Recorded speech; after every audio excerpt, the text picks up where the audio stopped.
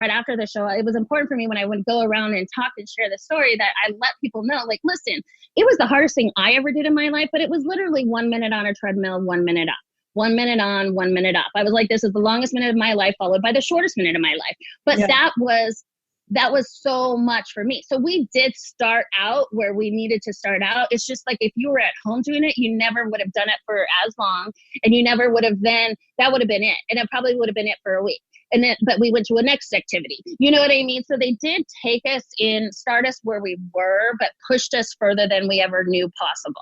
Like, our physical beings were crazy. And as far as nutrition, that was really, honestly, the show changed after my season. And this new show, like Staff of The Biggest Loser, you know, there's lots of controversy, and they quit the show, but they're starting it again, and they are focusing more on a holistic approach, more on a being healthy approach. It's not about just weight loss. It's not about that, because we got literally an hour of nutrition before being on the show, and that was it. No. And mind you, it's like talking to someone, trying to teach them a foreign language. I'm like, okay, protein is from an animal. Okay, carbs are from, are from the ground, or, trying to think of it like that. Like, I was trying to take notes and soak up as much as I could on something that I didn't understand. Yeah. Yeah. And so I'm glad you brought up the food, because I think people looked at that show and really, the physical, fitness part of it was a leading part to me. But when you really dive into the success of being able to change for the long haul, it is with a focus on food. So what was a big aha for you as you were going through the program in terms of the nutrition side? Well, that was like the big aha. And that's what I always try to share the most, is that, you know what, like, yeah, you see that because that's what is more sensational, like, like for a TV show and stuff like that. But literally, like, you lose and gain weight and get healthy in the kitchen. You get fit and build your endurance through activity, and you're able to burn those excess calories if you are someone who needs to lose weight through activity. But like, if you want to have success in your life and you've struggled with this roller coaster of dieting in and out, it's really if you can't get the kitchen part down, then you're always going to be on that hamster wheel. You know what I mean? You're going to be doing the same thing over and over and over again. And all these diets out there, I've tried everything, everything that anybody, I'm about everything on the late night commercials, like, because there's never been a moment that I've not been healthy that I haven't wanted to be healthy. And I think that's really important for people to understand too. People that are unhealthy, it's not like, we're like, oh yeah, I'm so happy with my unhealthiness. We're defensive because we don't want to be judged, or, there's a lot of like, I know there's TV shows out there like My Big Fat Wonderful Life, and stuff like that. But I know her because she is me, and she's not that happy. You know what I mean? Like, she might be embracing who she is, and that's different. That's different with loving who you are for where you're at, is different than being like, oh, I want to be unhealthy. Nobody wants to be unhealthy, because being unhealthy prevents you from doing activities in your life. Now, if I choose not to do an activity, that's great, but I want at least a choice. And when you get to a point of complete unhealthiness, like, there's physical activities that even if I wanted to, with every pore of who I was, I couldn't. And that was upsetting to me. So that, and I think that pivot point comes to a lot of people for different reasons, where they're just like, look, it's not about not loving myself. It's, I physically can't keep up with my kids, or I went to the doctor and I got a diagnosis, or any myriad of things. Because I know you have 3 little ones, you have twins also. I mean, what did that mean for you, or what does it mean now that you have 3?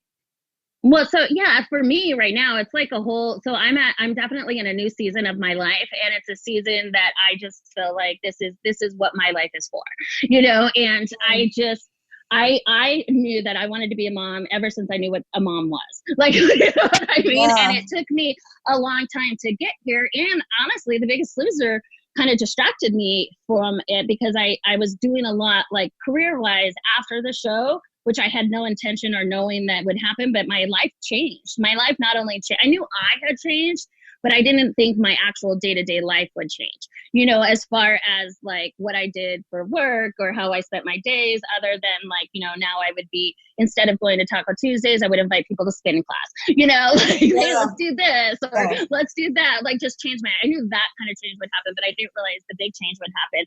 But it all led up to now. And now it's, for me, like I said to you, and I do a lot of still self-deprecating, and I don't mean to. It's habit. It's a habit, and it's a habit that I hate. And I know as soon as it comes out of my head or my mouth that like it shouldn't be there, or I shouldn't have said that. And so then I just beat myself a little bit more about not, you know what I mean? It's a vicious cycle, but it's like I'm constant. I'm where I was weight-wise, where I was when I started The Biggest Loser.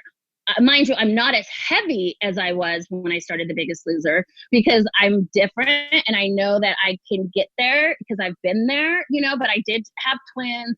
I went through a year, stuff. So those aren't like excuses, but they're definitely considerations. Let's just say that, of where I find myself today. But for today, it's like, I know I'm an older mom and I want to run. I don't want to be a sideline mom. I don't want to be the grandma mom. I want to be out there with my kids. I want to be on the mountain with them. I want to show them, like Glacier Lake. I want to go and do these activities with them. And I want to be alive long enough to see their my grandkids. You know what I mean? Their kids. And so it's very important for me to figure this out. And for now, it's like, and I am more focused than ever on trying to figure out the nutrition and the food end of it, because honestly, we can't live without it. And, I got to that point in my life, and I read it in your cookbook I was reading over, and I just love how you put everything. You're amazing. I'm like your biggest fan now. Oh my gosh. Like, I'm in love with you. Like, I totally am. I'm like, oh my gosh, like, cause you're just real. And the way that you put it and you break it down, it's like, yeah, but like you talk about food as fuel, and I hear that, and I've heard that, but when I heard it after Loser, it was different. It was food for fuel without any pleasure. It was like, no, I don't need food for pleasure. I need food to just have fuel so that I can do the activities I wanted. And one time I got interviewed by Dr. Drew or whatever, and he called me a exercise bulimic. And have you ever heard that term? Oh, yeah. Yes. In fact, I talk about it because there are a lot of people that have this idea that you can eat whatever you want, garbage in. But the problem is food is information. It's not just a calorie. So all of that excessive exercise where people are working out, 2, 3, 4 crazy hours a day to undo what they did is really meaningless, because you can't undo information. You can only burn, calories. And at the end of the day, that information is giving your cells the opportunity to thrive and reproduce or fail. But I've never heard that until you.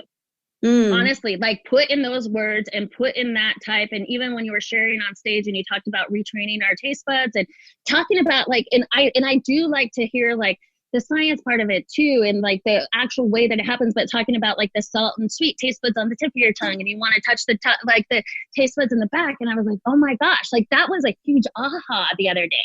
And I was like, I never thought of that. Like, and since then, and this is so silly and ridiculous, but I've even just like, not that I've like, what I have eaten since the moment I heard you say that on stage, I tried to just roll it back to the back of my tongue. Like to the back of my mouth. Like, it's bizarre. Like, I've never thought of it like that. You know, and but I truly wasn't exercise bulimic, and I didn't know, but I was, I got calories in, calories out. Now I heard and I knew not all calories are created equal.